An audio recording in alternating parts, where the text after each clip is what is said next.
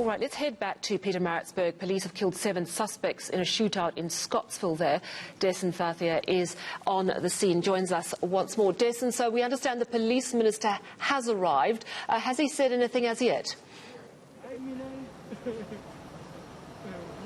Not yet, Sal. In fact, he arrived here just a short while ago, probably about 10 minutes or so. But let me draw your attention to what's happening behind me now. You should be able to be getting a clearer view of the house where that shootout occurred. That's where those 7 suspects were killed by police. As we understand it, police had been tracking them for a while now. One of them, at least, was among those that escaped from that prison vehicle in April, and the others are believed to be linked to a spate of crimes in Plessislayo, which is in Pietermaritzburg. Now, just as a matter of context, that police station has recorded the highest number of murder cases in the recent police stats that were released. And it's also an area where there have been a high number of rapes as well as other crimes that have been taking place. Now, this has been an issue that the police in KZN has been trying to deal with for the longest time. So police are saying that some of those, the others that are in that group that have been killed, are also linked to some of those crimes that have been occurring in that area. So, as you mentioned, the police minister did come through. He's now inside that house along with other police officers and investigators that are still busy working on the scene. We still want to know a little more about the identities of the people that were inside, beyond those that I just mentioned, particularly those 2 women, Sally. You'll remember that when we spoke to Colonel Tembeka Mbele earlier, she said that there were 2 women that were among the 7 that had been killed. I'm hoping that we can just listen in to some of that interview that I conducted with her a little while ago. Absolutely. From the beginning of this year, in January, there's been a spate of crimes that has been committed in places here in the surrounding areas. So now the police received an information that this notorious gang that has been terrorizing people in places like in the places around Maritzburg has been hiding in the south. This is Scotsville in the suburbs, and the police came and conducted an operation. And when they just approached and coming into the house, that's when they were shot at, and then there was an exchange of fire. That's why 7 people has been killed. That can be confirmed. And we are told there are 2 females that are there. We don't know whether they are friends to some of the deceased that are there. And I can confirm that there are about 6 firearms that has been recovered.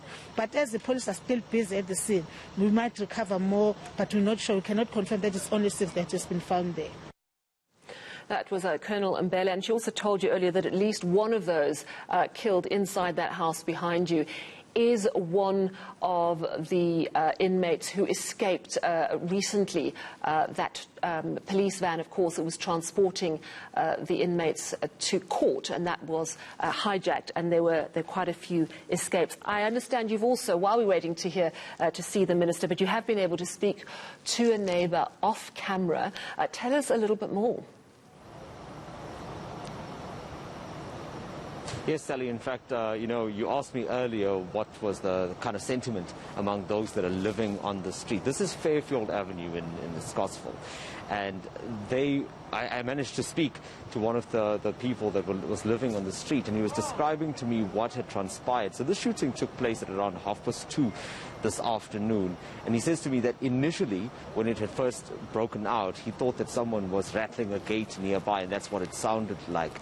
But very quickly, after coming out to ascertain what was going on the street, he realized that there was in fact a shootout that was taking place at that house just not far from where he lives. And that continued for quite a bit of time. I've heard accounts of it continuing for between 20 minutes and an hour. This was a back and forth gunfire between police as well as those that were on that property. But also another thing that was interesting that had come out of that conversation was that he was saying that the previous owners of that house had sold up not long ago, and as of at least April, he had to hand the keys, because he was looking after that house, and he had to hand the keys back to the estate agent. And he says that at that time, not long after, he noticed that the people that had moved in had put up a kind of gauze or mesh on the fence, and that also restricted what anyone outside could see inside. He also mentioned that there were parties that were taking place on this fairly quiet street, and that was also a new occurrence. And all of this now preceding the events that we know have unfolded this afternoon. All right, so it seems, according to the police, that it looks like a gang moved into that house and started conducting its activities from there. I'm going to leave you to keep watch for the police minister who's inside the house where those 7 people were shot, and we'll come back to you as soon as you have word from him. And thank you so much, Dasen Thathiah there from Scotsville in Pietermaritzburg.